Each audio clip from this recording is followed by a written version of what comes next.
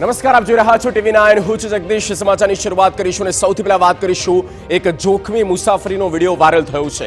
અવારનવાર જ્યાં વધારે લોકોને ભરીને આ રીતે બેફામ ડ્રાઇવિંગ કરવાના જે વિડીયો સામે આવી રહ્યા છે, તેવામાં વધુ એક આ પ્રકારની ઘટના પ્રકાશમાં આવી છે. રાજકોટમાં જ્યાં જોખમી મુસાફરીનો વિડીયો વાયરલ થયો છે, કણકોટ રોડ પર જીવના જોખમે મુસાફરી કરી રહ્યા છે યુવાનો. જ્યાં માલવાહક વાહનમાં યુવકો લટકીને મુસાફરી કરી રહ્યા છે. કેટરિંગનું કામ કરતા યુવાનો હોવાનું પ્રાથમિક અનુમાન છે. આ દ્રશ્ય આપણે બતાવી રહ્યા છે. જુઓ કઈ રીતે આ રિસ્ક સાથે તેઓ મુસાફરી કરી રહ્યા છે, જોખમ લઈ રહ્યા છે અને જીવનું જોખમ ખેડીને પણ એવી તો શું મજબૂરી હશે કે આ લોકો, આ જે યંગસ્ટર્સ છે, તે આ રીતે વ્હીકલ પર લટકીને પાછળની સાઈડ અને બંને બાજુ લટકીને તેઓ મુસાફરી કરી રહ્યા છે.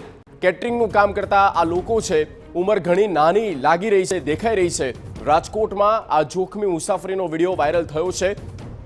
જે આરટીઓના નિયમ છે, નિયમોનો પણ છડેચોક ભંગ થઈ રહ્યો છે. તેની પાછળ કોણ જવાબદાર, આ તમામ બાબતોને લઈને સવાલો પણ થઈ રહ્યા છે. સંવાદદાતા મોહિત ભટ્ટ ફોન પર. મોહિત, ક્યાંનો આ વિડીયો હોઈ શકે છે અને ક્યાંય નોંધ લેવાઈ છે ખરી?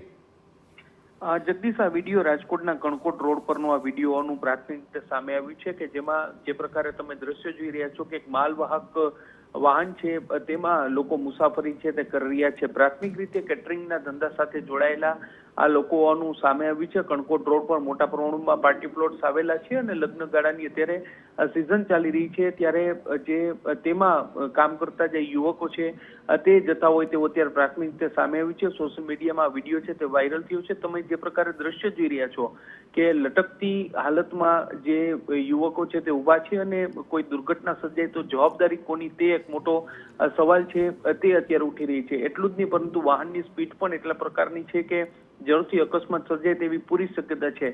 કેટરિંગના વ્યવસાય સાથે જોડાયેલા લોકો છે તે નફો કમાવા માટે અને જે પોતાની જે ભાડાના રૂપિયા બચાવવા માટે આ પ્રકારે જીવના જોખમે મુસાફરી છે તે યુવકોને કરાવતો હોય છે. અને હાલમાં વિડીયો વાયરલ થયો છે. જોવાનું રહેશે કે આરટીઓ અને પોલીસ છે તે આ સમગ્ર મામલે કયા પ્રકારની કાર્યવાહી કરે છે. જી બિલકુલ મોહિત, આભાર તમામ માહિતી આપવા માટે. તો હવે આ વિડીયોના આધારે કેવા પ્રકારની કાર્યવાહી થાય છે તે જોવું રહ્યું અને કમસે કમ આ પ્રકારની જે ઘટના બની રહી છે તેની ઉપર ગંભીરતાપૂર્વક નોંધ લેવાની જરૂર છે અને તમામ લોકોએ પણ સમજવાની જરૂર છે કે પોતાના જીવને આ રીતે જોખમમાં નાખીને સવારી, ટ્રાવેલિંગ ન થઈ શકે.